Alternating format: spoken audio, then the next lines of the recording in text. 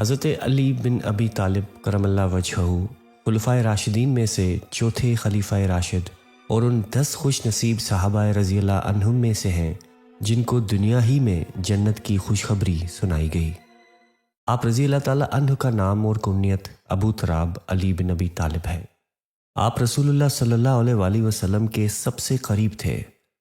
نبی اکرم صلی اللہ علیہ وآلہ وسلم نے ان سے فرمایا کہ تم مجھ سے ہو اور میں تم سے ہوں، اور فرمایا کہ تم میرے لیے ایسے ہو جیسے ہارون موسیٰ کے لیے تھے، مگر میرے بعد کوئی نبی نہیں۔ آپ رضی اللہ تعالیٰ عنہ نبوت کے گھرانے میں پروان چڑھے اور بچپن ہی سے اسلام میں تربیت پائی، بلکہ یہ پہلے بچے تھے جو اسلام میں داخل ہوئے۔ ایک جوان، پرجوش اور ذہین نوجوان جو اگر عبادت گزاروں میں دیکھا جائے تو تقویٰ اور پاکیزگی کی مثال ہیں، روزے دار اور راتوں کو قیام کرنے والے، لیکن اگر جنگوں اور معرکوں میں نظر آئیں تو وہ ایک بے خوف اور بہادر شیر ہے جو اللہ کے سوا کسی سے نہیں ڈرتا۔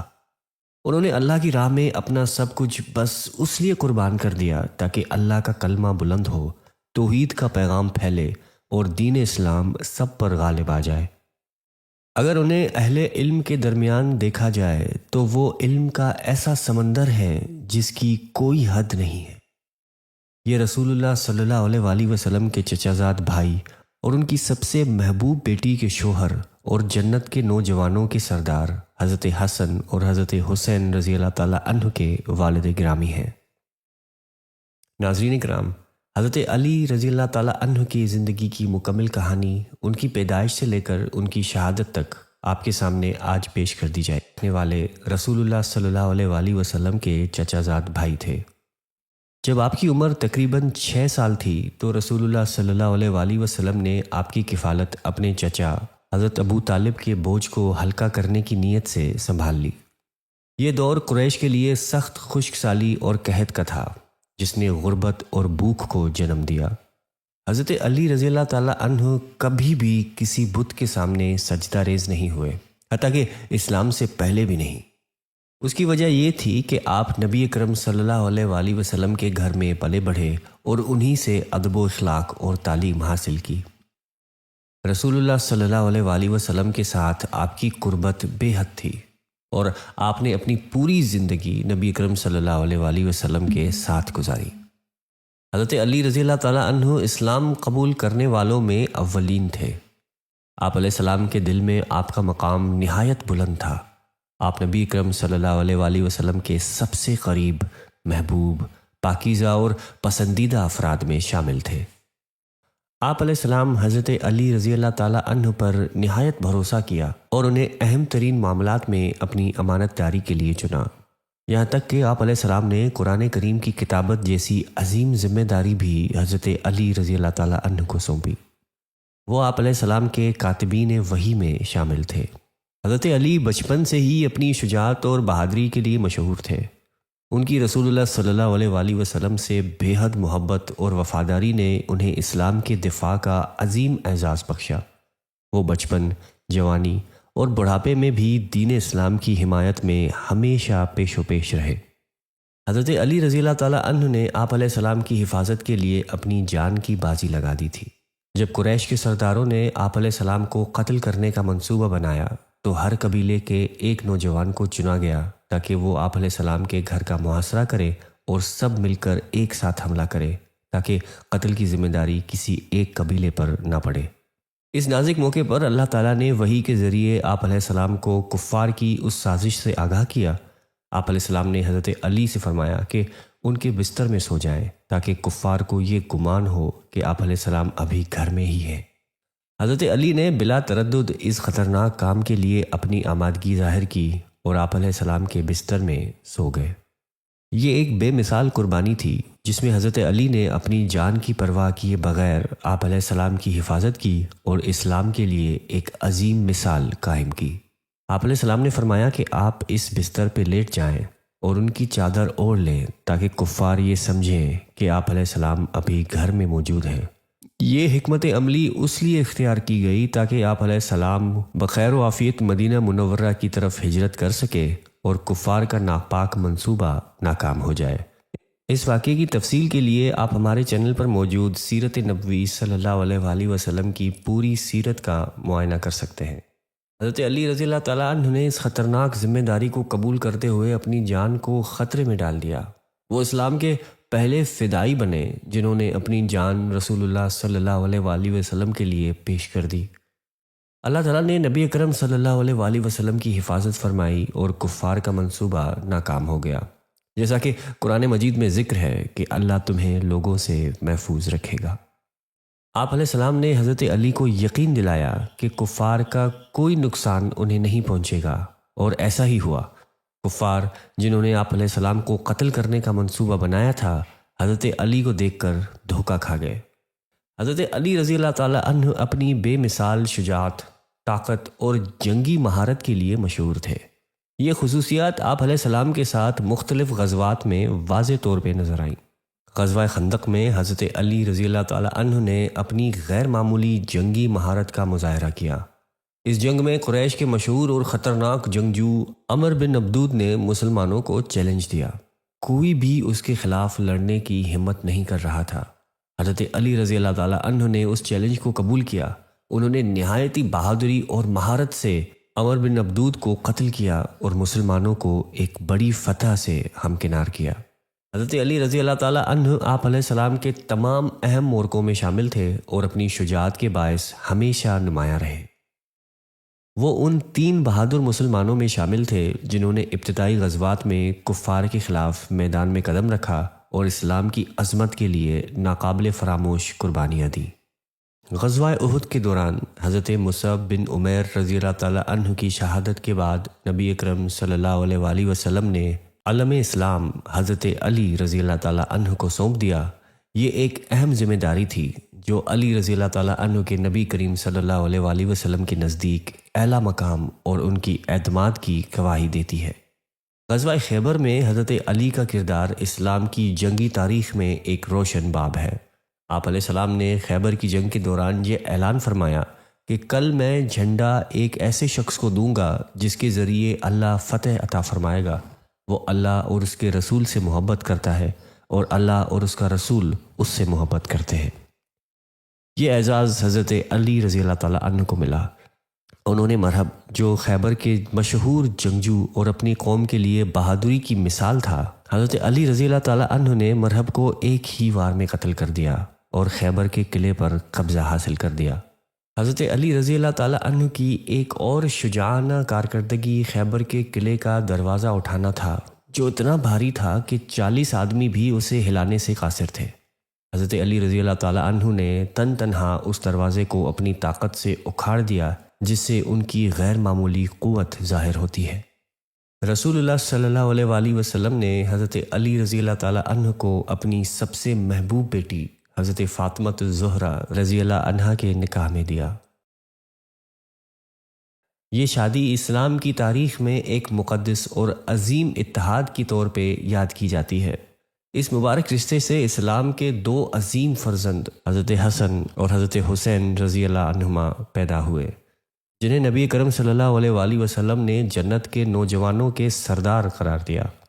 حضرت فاطمہ رضی اللہ عنہا کی نسل ہی سے نبی کرم صلی اللہ علیہ وآلہ وسلم کی اولاد کا سلسلہ جاری رہا، کیونکہ آپ کے دیگر اولاد کا کوئی سلسلہ آگے نہیں بڑھ سکا۔ حضرت علی کرم اللہ وجہہ علم، فصاحت، بلاغت اور حکمت میں صحابہ کرام رضوان اللہ علیہ مجمعین میں نمایاں مقام رکھتے تھے۔ آپ کو یہ اعزاز حاصل تھا کہ آپ نبی کرم صلی اللہ علیہ وآلہ وسلم کے گھر میں پرورش پائی، جو افصح العرب اور سب سے زیادہ بلیغ تھے۔ حضرت علی رضی اللہ تعالیٰ عنہ نے براہ راست نبی اکرم صلی اللہ علیہ وآلہ وسلم سے قرآن اور اس کی تفسیر کا علم حاصل کیا۔ آپ قرآن مجید کے بہترین قاری اور مفسر تھے۔ ابو عبد الرحمن فرماتے ہیں کہ میں نے حضرت علی سے بڑھ کر قرآن کا ماہر کوئی نہیں دیکھا۔ حضرت علی رضی اللہ تعالیٰ عنہ نے خود بھی فرمایا کہ قرآن کے بارے میں مجھ سے سوال کرو، کیونکہ قرآن کی کوئی آیت ایسی نہیں ہے جس کے نزول کے وقت اور جگہ سے میں ناواقف ہوں۔ ایک دفعہ آپ علیہ السلام نے فرمایا، میری امت میں سب سے بہتر فیصلہ کرنے والے علی ہیں۔ یہ حضرت علی رضی اللہ تعالیٰ عنہ کی فقہی بصیرت اور معاملہ فہمی کی تصدیق ہے۔ آپ نے کئی مواقع پر مشکل ترین مقدمات میں بہترین فیصلے کیے، جو ان کی علمی گہرائی اور حکمت کو ظاہر کرتے ہیں۔ حضرت علی رضی اللہ تعالیٰ عنہ نے خلافت کا عہدہ حضرت عثمان بن عفان رضی اللہ تعالیٰ عنہ کی شہادت کے بعد قبول کیا۔ جب حضرت عثمان رضی اللہ تعالیٰ عنہ کی تدفین مکمل ہوئی تو مسلمانوں نے حضرت علی رضی اللہ تعالیٰ عنہ کو خلافت کے لیے منتخب کیا۔ ابتداء میں حضرت علی نے اس ذمہ داری کو قبول کرنے سے انکار کیا، لیکن جب مہاجرین اور انصار نے اصرار کیا تو انہوں نے اس شرط پہ خلافت قبول کی کہ بیت مدینہ کے مرکزی مقام یعنی مسجد نبوی میں عوامی طور پہ ہوگی۔ حضرت علی رضی اللہ تعالیٰ عنہ کا دور خلافت ایک نہایت ہی نازک دور تھا، کیونکہ اس وقت امت فتنوں اور اختلافات کا شکار تھی۔ کچھ مسلمان، خاص طور پر کچھ صحابہ کرام رضوان اللہ علیہم مجمعین، حضرت عثمان رضی اللہ تعالیٰ عنہ کے قاتلوں سے فوری قصاص کا مطالبہ کر رہے تھے۔ ان میں حضرت زبیر بن عوام، حضرت طلحہ بن عبید اللہ اور ام المومنین حضرت عائشہ رضی اللہ تعالیٰ عنہم شامل تھے۔ ان کا موقف یہ تھا کہ قصاص لیا جائے پھر خلافت کی بیعت کی جائے۔ پھر خلافت کی بیعت کی جائے۔ حضرت علی رضی اللہ تعالیٰ عنہ کو ان چیلنجز کے باوجود امت کو متحد رکھنے کی کوشش کرنی پڑی، اور انہوں نے عدل و انصاف کے اصولوں پر کاربند رہتے ہوئے خلافت کا انتظام سنبھالا۔ حضرت علی رضی اللہ تعالیٰ عنہ اور ام المومنین عائشہ رضی اللہ تعالیٰ عنہ کے درمیان جو اختلاف پیدا ہوا، اس کا سبب دراصل حضرت عثمان رضی اللہ تعالیٰ عنہ کے قتل کے بعد مسلمانوں کے درمیان پھیلنے والے فتنہ و فساد کی کیفیت تھی۔ ام المومنین عائشہ رضی اللہ عنہا، حضرت طلحہ بن عبید اللہ اور حضرت زبیر بن عوام رضی اللہ عنہما نے قصاص کا مطالبہ کیا تاکہ حضرت عثمان رضی اللہ تعالیٰ عنہ کے قاتلین کو سزا دی جائے۔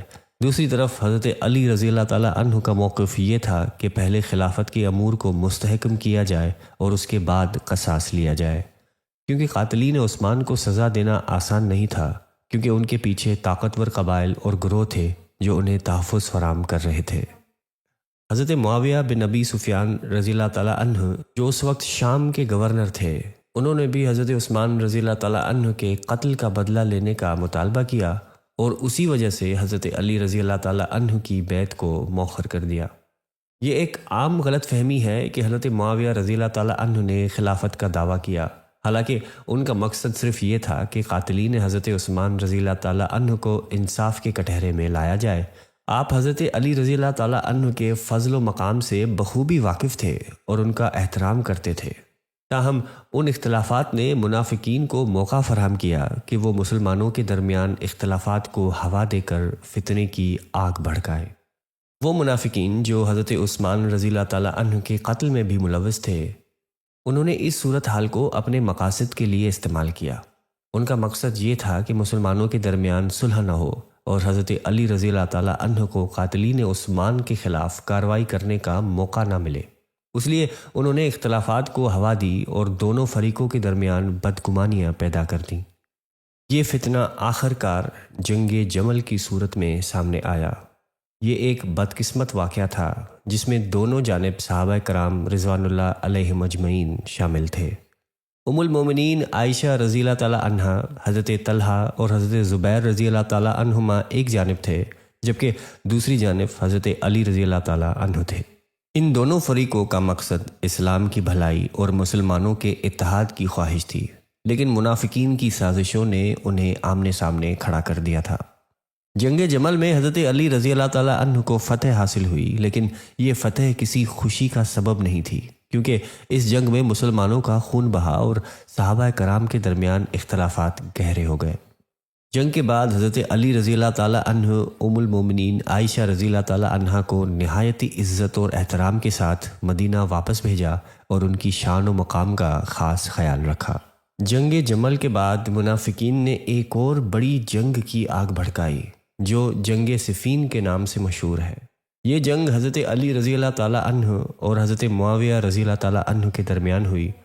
دونوں طرف کے رہنما در حقیقت خون ریزی نہیں چاہتے تھے، لیکن منافقین اور سازشی عناصر نے حالات کو اس حد تک پہنچا دیا کہ مسلمان ایک دوسرے کے خلاف صف آرا ہو گئے۔ حضرت علی کی خلافت کا دور فتنوں سے بھرا ہوا تھا، جن میں سب سے خطرناک فتنہ خوارج کا تھا۔ جنگ صفین کے بعد خوارج نے حضرت علی رضی اللہ تعالیٰ عنہ پر یہ الزام لگایا کہ انہوں نے فیصلے کے لیے اللہ کے بجائے انسانوں کا اختیار قبول کیا۔ اس بنیاد پہ انہوں نے حضرت علی رضی اللہ تعالیٰ عنہ کے خلاف بغاوت کر دی اور مسلمانوں کے اتحاد میں فساد پیدا کیا۔ حضرت علی رضی اللہ تعالیٰ عنہ نے خوارج کے ساتھ جنگ کرنے سے پہلے انہیں سمجھانے اور قائل کرنے کی کوشش کی۔ اس مقصد کے لیے انہوں نے حضرت عبداللہ بن عباس رضی اللہ تعالیٰ عنہ کو ان کے پاس بھیجا تاکہ قرآن و سنت کی روشنی میں ان کے خیالات کی تردید کرے۔ حضرت ابن عباس رضی اللہ تعالیٰ عنہ کی دانش مندی اور علم کے نتیجے میں خوارج میں سے بہت سے لوگ اپنی گمراہی سے تائب ہو گئے، لیکن ایک گروہ اپنی ضد اور گمراہی پر قائم رہا۔ جب خارج نے زمین پر فساد مچایا، قتل و غارت کی اور راستے بند کر دیے تو حضرت علی رضی اللہ تعالیٰ عنہ نے مجبوراً ان کے خلاف قدم اٹھایا۔ سن 38 ہجری کے شعبان میں حضرت علی نے اپنے لشکر کے ساتھ نہروان کا رخ کیا۔ آپ نے جنگ کی ابتدا نہیں کی بلکہ ان کا پہلا وار ہونے کا انتظار کیا۔ جب انہوں نے حملہ کیا تو حضرت علی نے ان کے خلاف کامیاب جنگ لڑی اور ان کی طاقت کو ختم کر دیا۔ تاہم چند خوارج بچ نکلنے میں کامیاب ہو گئے، جنہوں نے بعد میں سازشوں اور دشمنی کو جاری رکھا۔